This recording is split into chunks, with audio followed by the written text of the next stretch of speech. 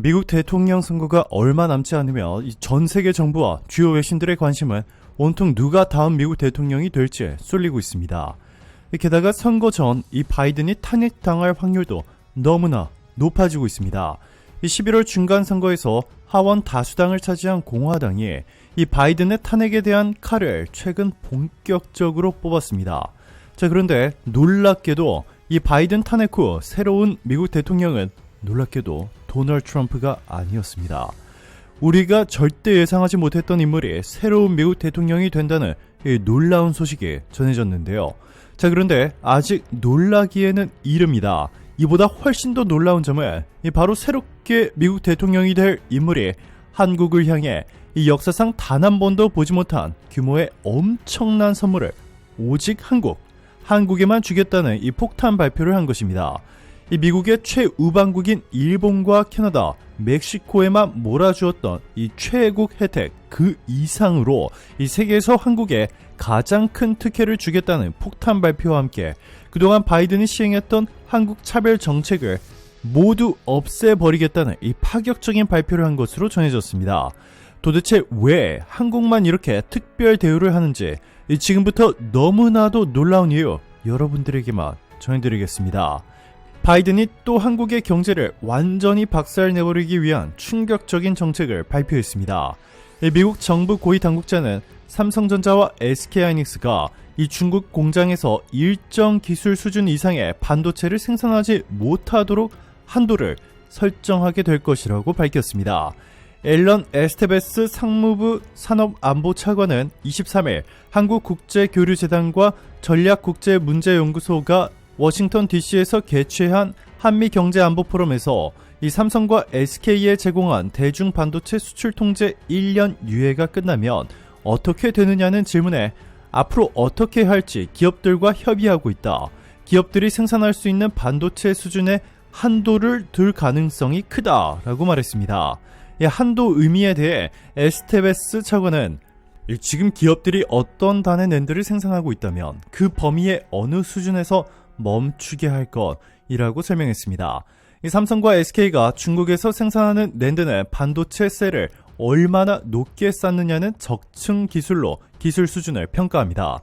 따라서 그의 발언은 중국이 첨단 반도체 기술을 습득하지 못하도록 삼성과 SK가 중국에서 일정 단 이상의 반도체를 생산하지 못하게 하겠다는 것으로 보입니다.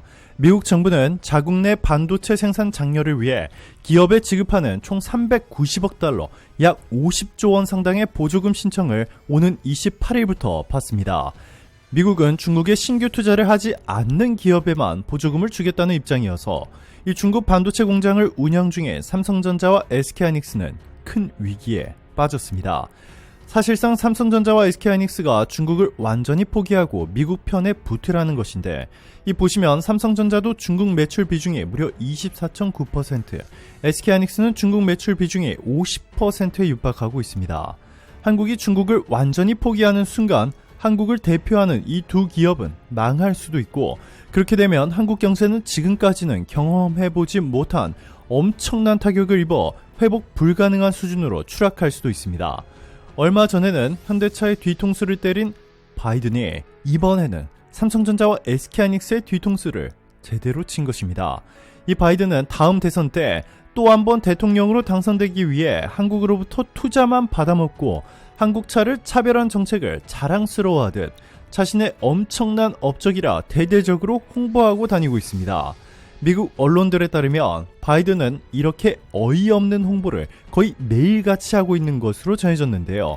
세계에서 미국에 가장 많은 규모를 투자하는 나라 한국을 이렇게 홀대하고 있는 것입니다. 여기에 더해 삼성전자와 SK하이닉스는 최근 미국에 반도체 공장을 짓는데 수십조에서 최대 수백조 원에 달하는 이 천문학적인 규모의 투자를 발표했는데 이 바이든이 단물만 먹고 또 한국의 뒤통수를 친 꼴이 됐습니다.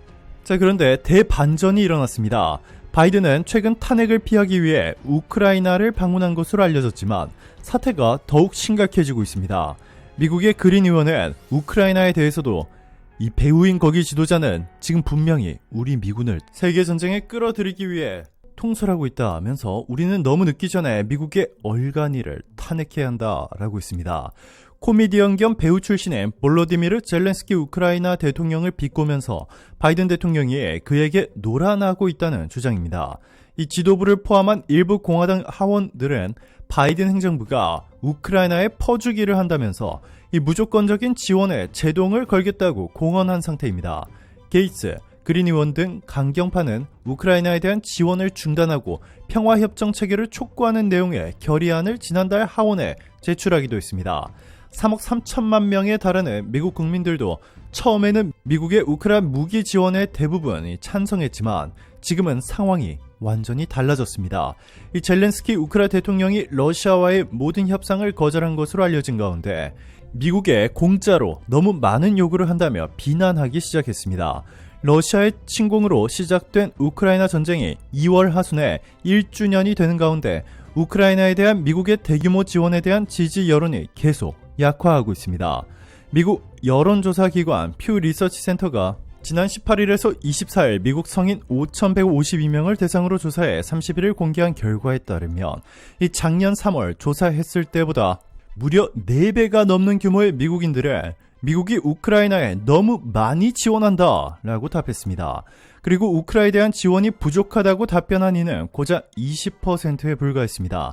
이에 전문가들은 이번에 바이든의 탄핵은 사실상 확정적이라며 곧 새로운 미국 대통령이 나올 것이라 전했는데요.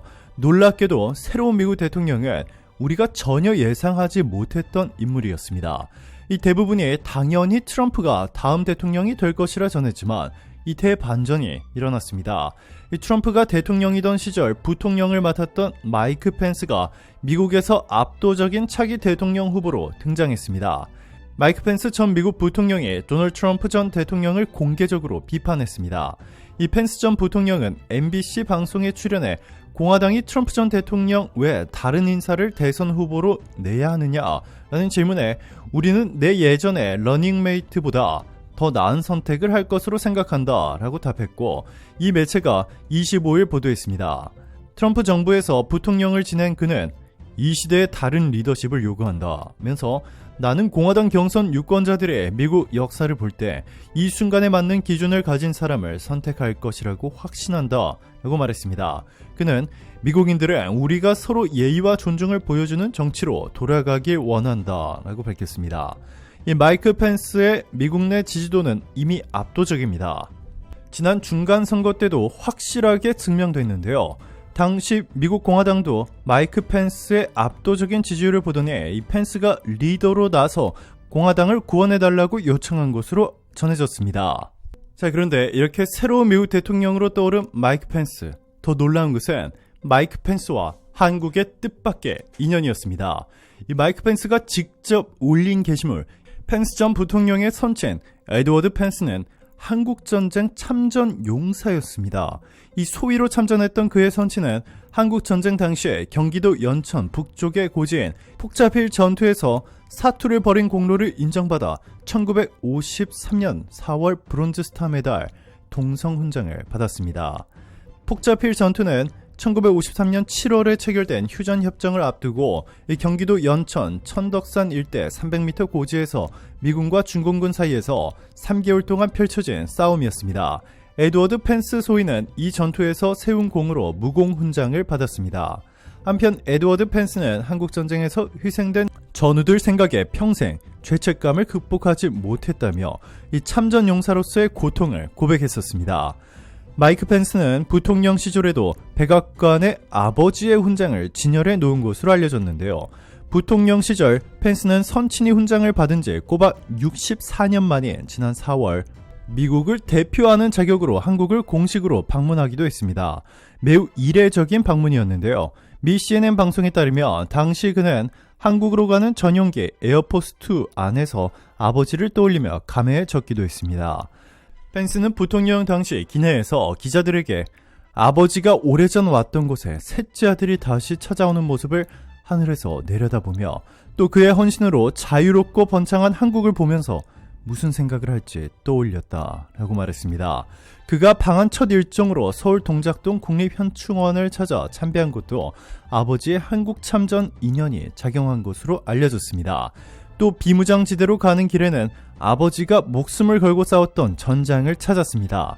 그는 트위터 계정에 아버지가 훈장을 받는 사진을 올리며 64년 전 한국 전쟁 때 아버지가 동성훈장을 받은 이 DMZ 비무장지대를 방문한 것은 의미가 있었다고 말했습니다. 펜스 부통령은 당시 언론 발표 말미에서도 우리는 공동의 희생으로 맺어졌으며 자유롭고 민주적인 한국은 양국 군인들의 희생 덕분에 있는 것이다. 여기에는 우리 아버지도 포함되어 있다. 라고 선친을 통한 한국과의 각별한 인연에 큰 의미를 뒀습니다. 그러면서 그는 아버지는 집으로 왔지만 아버지의 친구들 미국군과 한국군은 영원히 목숨을 잃었다. 이런 분들의 희생으로 우리 양국의 자유는 영원할 것이라고 강조했습니다. 한국과 이렇게 특별한 인연을 맺은 펜스가 결국 대형 사고를 쳤습니다. 이 바이든이 한국에 시행했던 모든 차별 정책을 없애버릴 뿐만 아니라 그동안 미국에 가장 많이 투자했던 한국에는 쥐꼬리만한 혜택을 주고 전통 우방국인 일본에만 엄청난 특혜를 주었던 이 바이든의 정책을 완전히 바꿔버리겠다는 것입니다. 오늘도 감사합니다. 최고로 멋진 하루 보내시길 바랄게요.